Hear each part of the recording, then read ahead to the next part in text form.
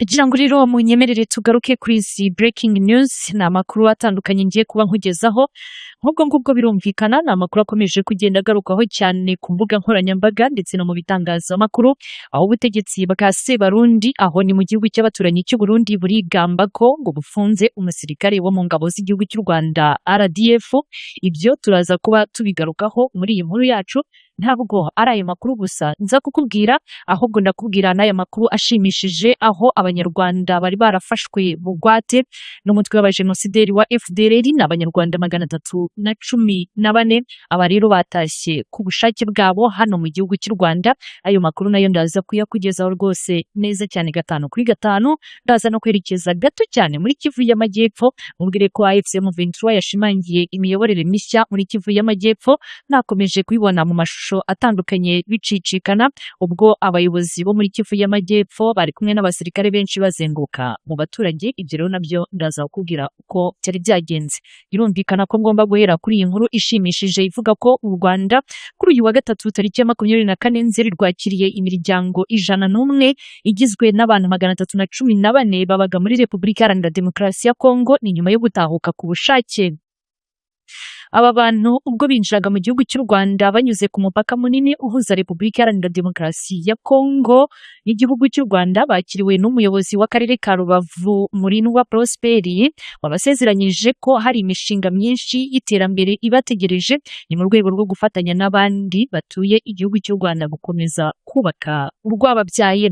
Kimwe n'abandi bantu batahuka baturutse muri Kongo Kinshasa bariya 314 batahutse kuri uyu wa gatatu bahise bajyanwa rero mu nkambi ya Nyarushishi iherereye mu karere ka Rusizi aho bagomba kumara igihe gito n'imbere yo gusubizwa mu miryango bakomokamo.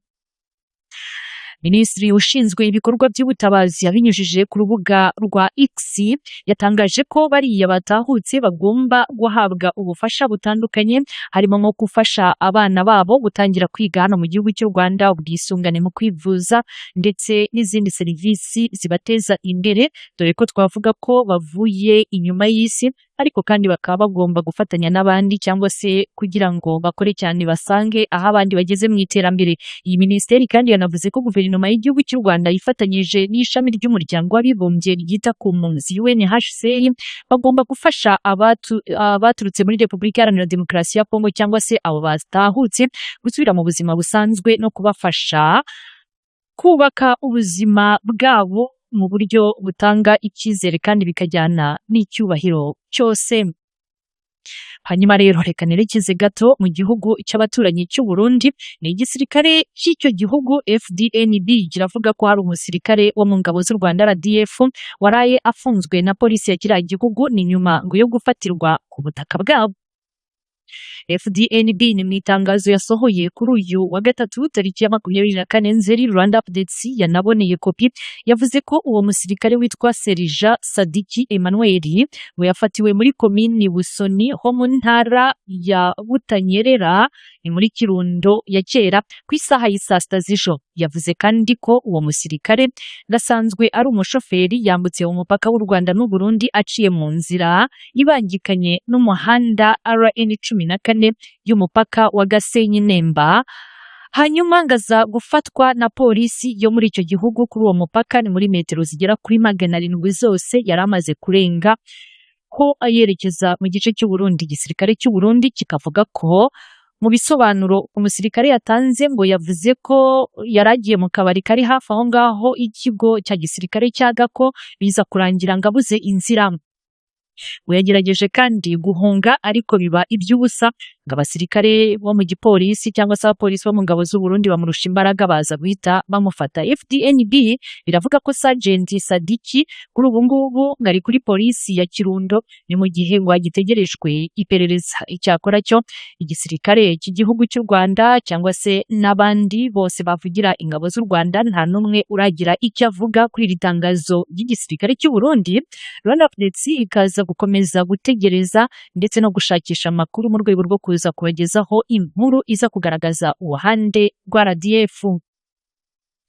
Muranyemerera noneho nsoreze kuri aya makuru agaruka kuri Kivu y'Amajyepfo, aho guverineri w'intara ya Kivu y'Amajyepfo washyizweho n'ihuriro AFC M23 rirwanya ubutegetsi bwa leta ya Repubulika Iharanira Demokarasi ya Kongo, Patrick Busubwa Ngwi Nshombo, yagaragaje ko hagiye kubaho impinduka mu miyoborere y'iyo ntara ndetse no mu bice bitandukanye byafashwe n'ihuriro rya AFC M23. Yagaragaje ko iyo miyoborere igamije gufasha umuturage wa Repubulika Iharanira Demokarasi ya Kongo kubona itandukaniro ry'imiyoborere myiza ndetse no kugira uruhare mu bimukorerwa. Ati tugomba gutangira kuyobora igihugu mu buryo butandukanye uhereye ubu ngubu, kandi ibi bizakomeza. Abaturage ba Repubulika Iharanira Demokarasi ya Kongo bazabona ubwo buryo umutungo wacu ukomeje kugenda ukoreshwamo. Yakomeje ati ibi bizatuma abaturage bose batakiri mu maboko ya guverinoma ya Kinshasa, babona uburyo intara zimaze kubohorwa mu maboko y'ubutegetsi bwa Tshisekedi, kandi bizafasha no kugera kuri byinshi dufite, imiyoborere mishya, impinduka mu gihugu cyacu. Ibi byose rero bizakomeza kugaragariza abaturage ko icyizere batubonyemo ko cyose gikomeje kugenda kigaragaza iterambere. Yabigarutseho nyuma y'uko arashize iminsi abayobozi b'ihuriro rya AFC M23 barangije inama igamije kunoza imiyoborere mu bice biri mu maboko yaryo, ndetse n'uko RDC ikwiye kuyoborwa muri rusange. Ari nayo mpamvu mwabonye abayobozi benshi ba AFC M23 bazenguka mu baturage. Busu yashyizweho muri Kamena 2025 asimbuye Emmanuel Birato Rwihimba wibutse kugirwa umuyobozi muri AFC M23 ushinzwe uburezi, igenamigambi ndetse n'ishoramari. Busu asanzwe ari umushoramari ukomeye cyane mu ntara ya Kivu y'Amajyepfo ndetse n'umunyepolitiki. Ubwo ngubwo yabaye umuyobozi wa sosiyete zitandukanye z'ubucukuzi bw'amabuye y'agaciro. Yabaye kandi umunyamuryango w'ishyaka FDC ryashinzwe na Modeste Bahati Lukwebo, wabaye perezida wa Sena ya Repubulika Iharanira Demokarasi ya Kongo kuva mu mwaka wa 2021 kugeza 2024. Mu mwaka ushize Busu yiyamamarije kuyobora Kivu y'Amajyepfo nk'umukandida wa FDC, umwanya wegukanywe na Jean-Jacques Perusi. Kuri ubu ngubu ari mu buhungiro mu mujyi wa Uvira.